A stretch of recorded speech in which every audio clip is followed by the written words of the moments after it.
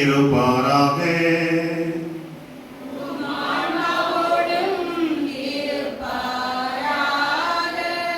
மத்தேயு எழுதிய பரிசுத்த நற்செய்தியிலிருந்து வாசகம்.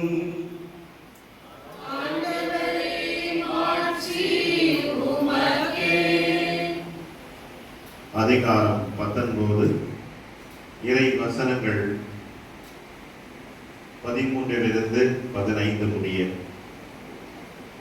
சிறு பிள்ளைகள் மேல் இயேசு தம் கைகளை வைத்து வேண்டுதல் செய்யுமாறு அவரிடம் சிலர் கேட்டுக்கொண்டனர்.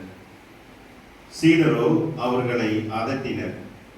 ஆனால் இயேசு, சிறு பிள்ளைகளை என்னிடம் வரவிடுங்கள், அவர்களை தடுக்காதீர்கள், ஏனெனில் விண்ணரசு இத்தகையதோருக்கே உரியது என்றார். அவர்களை தொட்டு ஆசி வழங்கி பின்பு அவர் அவ்விடத்தை விட்டு சென்றார்.